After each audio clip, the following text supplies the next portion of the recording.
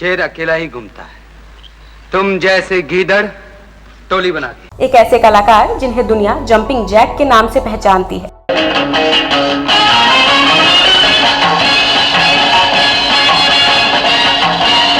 अस्सी के दशक में इनके अभिनय से ज्यादा इनके डांस के चर्चे थे।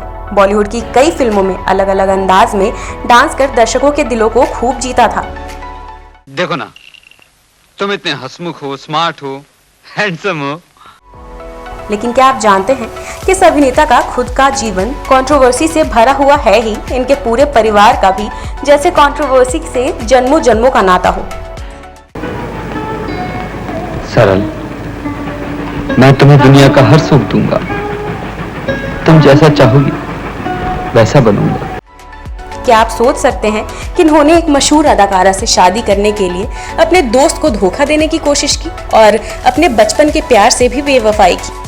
इसका मतलब ये है कि जो कुछ मैंने किया ठीक ही किया। और क्या आप यकीन कर सकते हैं कि इस कलाकार पर उनकी खुद की बहन ने लगाया था यौन शोषण का आरोप। आप लोग मेरे मुंह पर मेरी तारीफ करके मुझे शर्मिंदा कर रहे हैं। आखिर है कौन ये कलाकार और क्या था पूरा मामला, जानेंगे और भी बहुत कुछ। बस बने रहिए हमारे साथ। मैं हूं आपकी दोस्त एंड होस्ट शिवानी और आप देख रहे हैं लेमन जूस कैंडी।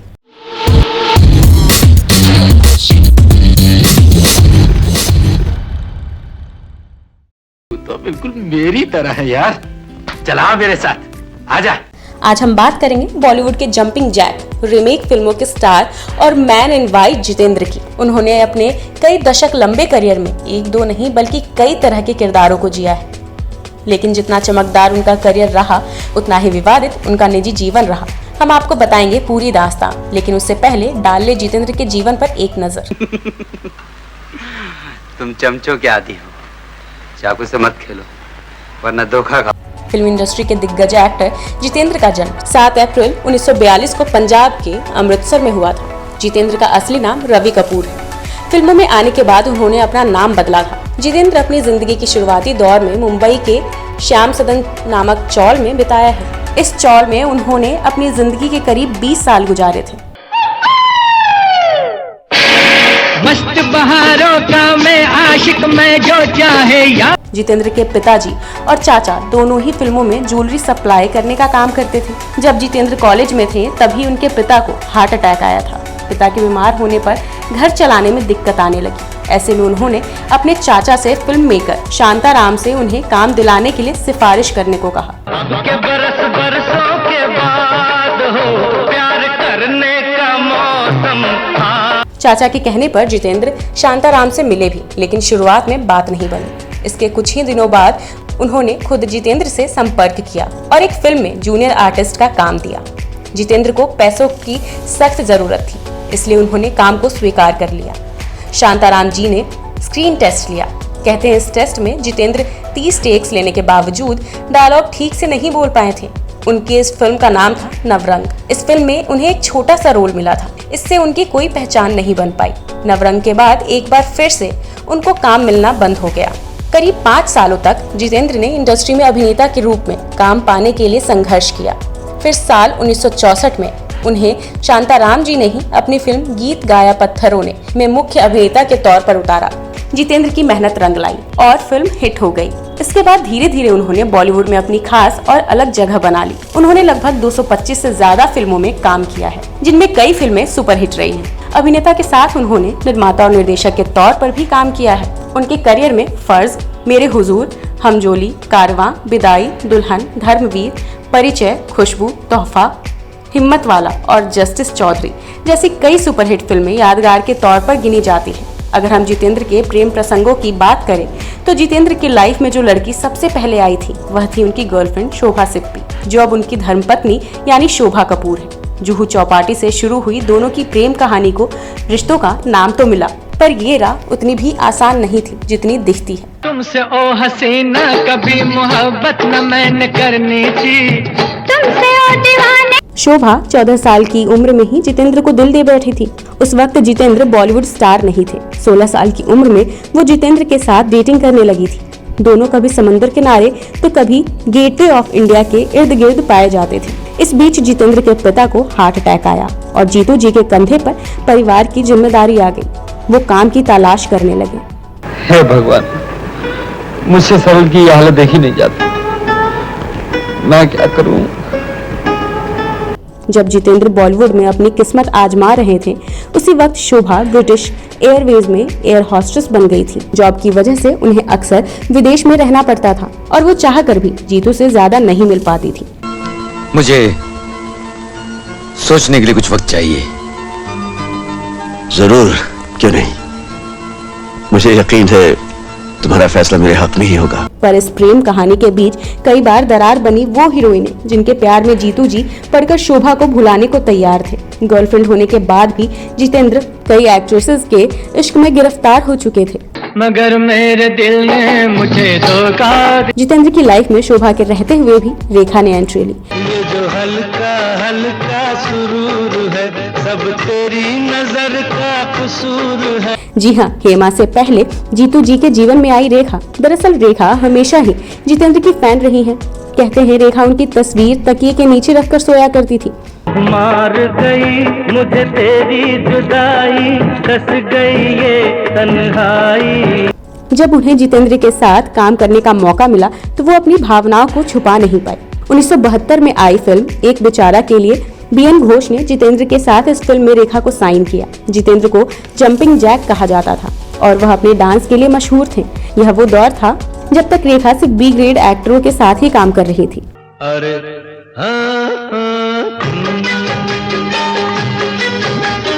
फिल्म एक बेचारा की शूटिंग शिमला में शुरू हुई और यहीं से दोनों का प्रेम भी शुरू हुआ। फिल्म की शूटिंग के दौरान रेखा और जितेंद्र काफी नजदीक आ गए। दरअसल रेखा जब 70 के दशक के आखिरी सालों में मुंबई हिंदी सिनेमा में अपनी किस्मत आजमाने पहुंची थी, बिस्तर छोड़ के सो गया, चद्दर ओढ़ के सो गया, तो उनके पास इक्का दुक्का फिल्में ही थी। लेकिन धीरे धीरे अपनी बोल्ड और बिंदास एक्टिंग के बूते उन्होंने माया नगरी पर काबू पा लिया। बहुत कम वक्त में ही वो प्रोड्यूसर डायरेक्टर्स की पसंदीदा बन गई। मुझ में समा जाओ, मैं तुम में समा। 70 का दशक बीतते बीतते उनकी झोली में करीब 2 दर्जन फिल्में थी, जिनमें से ज्यादातर बी ग्रेड थी। जितेंद्र उनके पहले ए लिस्टेड को स्टार थे। इस फिल्म की शूटिंग शुरू हुई तो दोनों के अफेयर की भी खबरें आने लगी। एक बेचारा हिट रही और जितेंद्र का करियर भी पटरी पर आ गया। आँख उठाना तुम्हारा तो फिर ठीक था। अगले ही साल निर्माता कुंदन कुमार ने इस जोड़ी को फिल्म अनोखी अदा में कास्ट किया। शिमला में फिल्म की शूटिंग पूरी होने के बाद भी मुंबई में दोनों की मुलाकातों का सिलसिला जारी रहा। लॉन्ग ड्राइव्स और रोमांटिक डिनर का सिलसिला चल पड़ा। एक बेचारा के बाद उन्होंने जितेंद्र के साथ एक और फिल्म अनोखी अदा भी साइन कर ली। उसी दौरान ऐसी खबर भी आई थी कि रेखा की मां पुष्पावल्ली को अपनी बेटी के लिए जितेंद्र बहुत पसंद है। वो चाहती थी कि दोनों साथ हो। ये जो हल्का हल्का सुरूर है। हालांकि इस लव स्टोरी में एक ट्विस्ट था और वह ट्विस्ट थी जितेंद्र की गर्लफ्रेंड शोभा। जितेंद्र भले ही समय रेखा के साथ बिता रहे थे, पर वो शोभा को छोड़ने को कतई तैयार नहीं थे। इसी बात को लेकर रेखा और उनके झगड़े होने लगे। रेखा को लगने लगा कि उनके लिए यह रिश्ता टाइम पास से ज्यादा कुछ नहीं है। धीरे धीरे लड़ाई बढ़ती गई। दोनों शूटिंग के दौरान अक्सर सेट पर ही सबके सामने झगड़ पड़ते थे। फिर कुछ ऐसा घटा जिसने इस जोड़ी को अलग कर दिया। रेखा की बायोग्राफी लिखने वाले यासिर उस्मान लिखते हैं कि इसी फिल्म की शूटिंग के दौरान कई जूनियर आर्टिस्ट के सामने जितेंद्र ने रेखा के बारे में कुछ ऐसा कहा जिसे सुनकर वह सन रह गई थी। रेखा की biography book Rekha the untold story के मुताबिक फिल्म अनोखी अदा की शूटिंग के दौरान एक दिन जितेंद्र ने रेखा को अपना बेस्ट टाइम पास बताते हुए शेखी बघारनी शुरू कर दी और रेखा ने जितेंद्र की बात सुन ली। बस फिर क्या था, रेखा पहले तो अपने मेकअप रूम में जाकर खूब रोई और बाद में सेट से चली गई। बस इसी घटना के बाद दोनों का रिश्ता भी खत्म हो गया। ऐसा नहीं है कि रेखा से रिश्ता खत्म होने के बाद जितेंद्र शोभा के पास लौट गए। उनका दिल फिर से एक नई अदाकारा पर आ गया और वो कोई और नहीं बल्कि ड्रीम गर्ल हेमा मालिनी थी। रेखा के जाने के बाद हेमा मालिनी उनके जीवन में आई। कम लोग ही जानते होंगे कि जितेंद्र की नजदीकियां कभी हेमा मालिनी से भी थी और तो और ये नजदीकियां इतनी थी कि जीतू इस प्यार के लिए हर हद तोड़ने को तैयार थे। यहाँ तक कि वो अपनी मंगेतर शोभा को छोड़कर उनसे शादी करने वाले थे, लेकिन ऐन मौके पर कोई दोनों के बीच आ गया और हो न सकी शादी। जितेंद्र ने एक तरह से किसी और से चुराया था हेमा को। दरअसल हेमा मालिनी से संजीव कुमार बेइंतहा प्यार करते थे, पर वो बेहद शर्मीले थे और अपने दिल की बात कह नहीं पा रहे थे। तो अपनी बात अपनी ड्रीम गर्ल तक पहुंचाने के लिए उन्होंने सहारा लिया जितेंद्र का। लेकिन दिल फेंक जितेंद्र ने संजीव कुमार का हाले दिल बताने की जगह अपना दिल खोलकर रख दिया। जितेंद्र की जिंदगी में ये एक ऐसा वक्त था जब वो बॉलीवुड के सबसे सक्सेसफुल एक्टर बन गए थे। उनकी शोहरत का आलम ये था कि वे जिस भी फिल्म में काम करते थे वो हिट हो जाती थी। इन दिनों हेमा मालिनी भी बॉलीवुड में कदम रख चुकी थी और युवा दिलों की धड़कन बन चुकी थी। दरअसल जब 1973 में फिल्म दुल्हन की शूटिंग हो रही थी तो जितेंद्र और हेमा दोनों को साथ समय बिताने का मौका मिला। हालांकि वो अच्छी तरह जानते थे कि हेमा धर्मेंद्र से प्यार करती हैं, लेकिन एक्ट्रेस के माता पिता धर्मेंद्र संग उनके रिश्ते के बिल्कुल खिलाफ थे। हेमा मालिनी की मां को जैसे ही पता चला कि जितेंद्र उनकी बेटी को पसंद करते हैं तो उन्होंने दोनों की शादी कराने का फैसला कर लिया।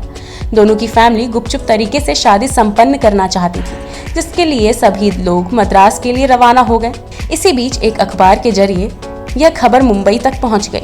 इस बात की भनक जैसे ही धर्मेंद्र को लगी, वह भी शोभा सिप्पी के साथ वहां पहुंच गए। दोनों जब वेडिंग वेन्यू पर पहुंचे तो वहां उन्होंने काफी हंगामा खड़ा कर दिया। शादी टूट गई, जिसके कुछ समय बाद धर्मेंद्र ने हेमा से ब्याह रचा लिया। हेमा को गंवाने के बाद जितेंद्र अपनी पुरानी गर्लफ्रेंड शोभा सिप्पी को भी नहीं गंवाना चाहते थे। आखिरकार 18 अक्टूबर 1974 को जितेंद्र को अपना बना लिया और दोनों शादी के बंधन में बंध गए। अग्नि को साक्षी मानकर मैं अग्नि को साक्षी मानकर इसे अपनी धर्मपत्नी के रूप में स्वीकार करता हूँ। इसे अपनी धर्मपत्नी के रूप में स्वीकार कर। लेकिन जितेंद्र की प्रेम कहानियां यहीं खत्म नहीं होती। अगर आपको ये लगता है कि शादी के बाद इस हीरो ने बाहर प्यार तलाशना बंद कर दिया तो ऐसा नहीं है। इस सब के बाद भी जितेंद्र के जीवन में कई और हीरोइनों ने एंट्री ली थी।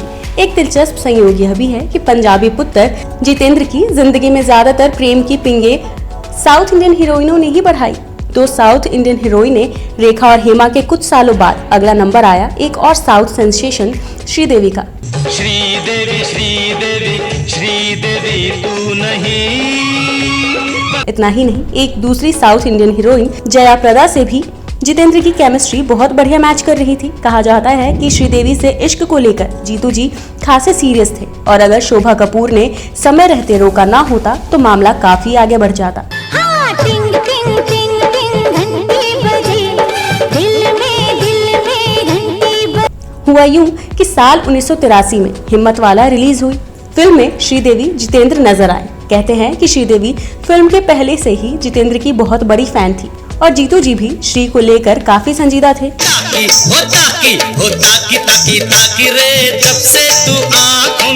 फिल्म हिम्मत वाला की शूटिंग के दौरान जितेंद्र और श्रीदेवी के बीच अफेयर की खबरें सामने आने लगी। खबर तो ये भी थी कि इस फिल्म के डायरेक्टर के राघवेंद्र राव से जितेंद्र ने ही श्रीदेवी को फिल्म में कास्ट करने की बात कही थी। श्रीदेवी के फिल्म में कास्ट होने की बात शोभा तक भी पहुंच गई थी। इसके बाद शोभा का धैर्य जवाब दे गया और दोनों के बीच काफी तनाव बढ़ गया। इस तनाव को दूर करने को लेकर जब जितेंद्र ने श्रीदेवी को अपने घर बुलाकर अपनी पत्नी से मिलवाया तो शोभा कपूर और बेटी एकता कपूर ने उनकी ऐसी खातिरदारी की जिसे श्रीदेवी सालों बाद भी नहीं भुला पाई। और यही मुलाकात जितेंद्र और श्रीदेवी के रिश्ते में खटास की वजह बनी। एक इंटरव्यू के दौरान श्रीदेवी ने कहा था कि हमारे और जितेंद्र के बीच ऐसा कुछ नहीं है। पता नहीं लोगों को ऐसी खबरें कहाँ मिलती हैं। मैं उन लड़कियों में से बिल्कुल भी नहीं हूँ जो किसी का बसा बसाया घर तोड़कर अपना घर बसाने की सोच रखे। पर इससे पहले श्रीदेवी ने खुद स्वीकार किया था कि बॉलीवुड में कामयाबी के लिए वो जितेंद्र की शुक्रगुजार है। श्रीदेवी के मुताबिक जितेंद्र उनके ड्रीम स्टार थे और उनके साथ उनका एक खास किस्म का रिश्ता रहा। पर स्टारडम मिलने के बाद श्रीदेवी जितेंद्र से दूर होती गई।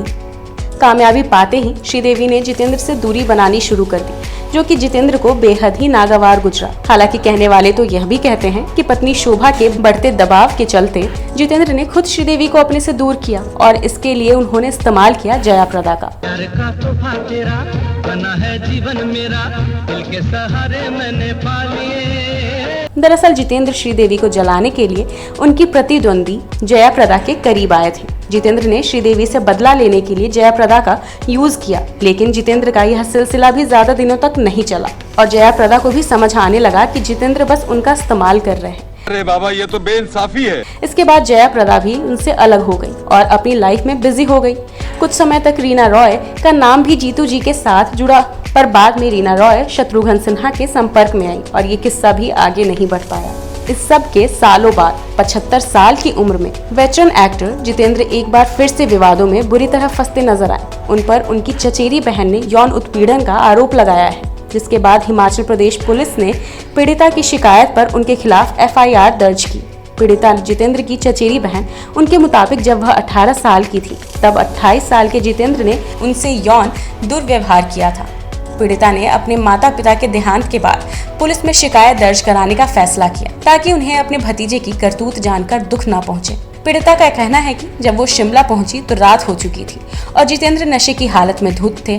जिस होटल में वो ठहरी थी, जितेंद्र वहां नशे में पहुंचे और उनके रूम में आ गए। कमरे में आते ही जितेंद्र ने 2 बिस्तरों को आपस में जोड़ा और उनके साथ उत्पीड़न किया। फिलहाल जितेंद्र ने अपने बयान में इस घटना को काल्पनिक बताया है और सभी आरोपों को झूठा कहा है। इस पुराने मामले में इतने साल बाद आरोप लगने के बाद जितेंद्र की पर्सनल लाइफ भी चर्चा का विषय बन चुकी है।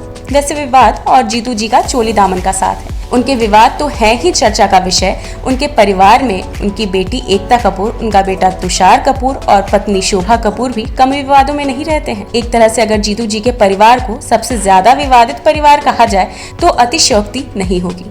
अब अपने दोस्त एंड होस्ट शिवानी को दीजिए इजाजत। नमस्कार।